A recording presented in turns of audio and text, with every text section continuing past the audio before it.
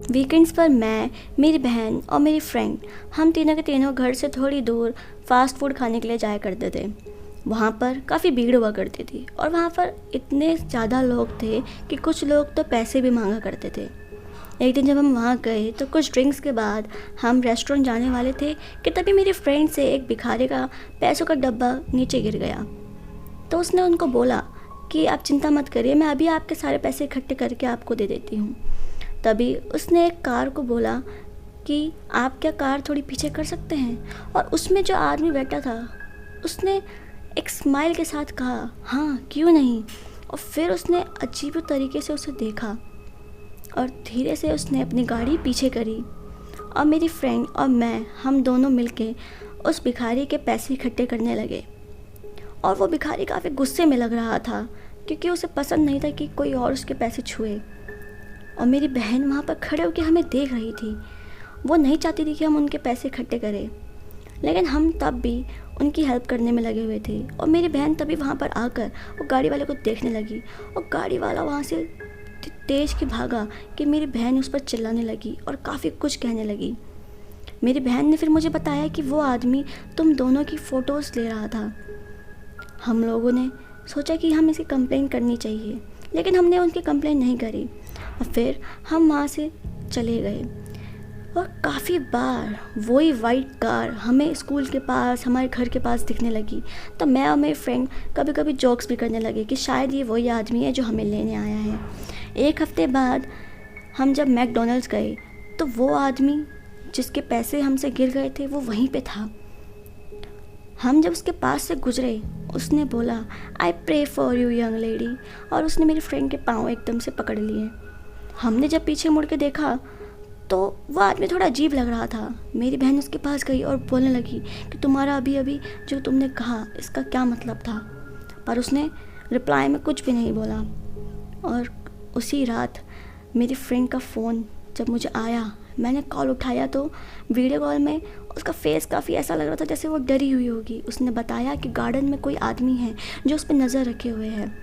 तो मैं और मेरी बहन उसके घर पे गए और हमने लिविंग रूम में बैठकर उसे कहा कि हमें पुलिस को कॉल करना चाहिए, पर उसने पुलिस को कॉल करने के लिए मना कर दिया। तो हम लोग उस दिन उसी के साथ सो गए। और अगले दिन जब हम सुबह उठे हम लोग उसके गार्डन पे गए तो हमने देखा कि फेंस पर काफ़ी स्टिकी नोट्स चिपके हुए हैं और उसमें लिखा हुआ है ब्यूटीफुल, सॉफ्ट स्किन और पिंक डॉट्स। ये थोड़ा अजीब था। मेरी फ्रेंड को पिंक कलर काफ़ी पसंद था और उसके पास एक दो ड्रेसेस भी थी जिसमें पिंक कलर के डॉट्स बने हुए थे। अब हमें समझ नहीं आ रहा था कि जिसने भी ये सब लिखा हुआ है उसे कैसे पता कि मेरी फ्रेंड को पिंक पसंद है। मैंने उससे पूछा कि क्या तुम्हारा कोई एक्स बॉयफ्रेंड था जिसे ये सब पता हो। उसने कहा नहीं, ऐसा तो हो ही नहीं सकता। फिर मेरी बहन ने कहा कि शायद ये वही आदमी है जो तुम्हारी उस दिन फ़ोटो खींच रहा था। और उसके बाद एक हफ्ते तक मेरी फ्रेंड स्कूल नहीं आई तो मुझे उसकी टेंशन होने लगी थी। तो जब मैं उसके घर गया उसने जल्दी से अंदर बुलाया और गेट लॉक करा और सारी विंडोज़ भी बंद कर दी। वो काफ़ी ज़्यादा ही डरी हुई थी। उसकी फैमिली भी वेकेशन से अभी तक नहीं आई थी। उसने मुझे बोला कि रोज़ उसके गार्डन पर वो स्टिकी नोट्स चिपके हुए होते हैं और वही पिंक डॉट्स लिखे हुए होते हैं। तो मैंने उसे कहा कि हमें पुलिस को बुलाना चाहिए, पर उसने मना कर दिया और उसने कहा कि हमें उस भिखारी से बात करनी चाहिए, शायद उसे कुछ पता हो।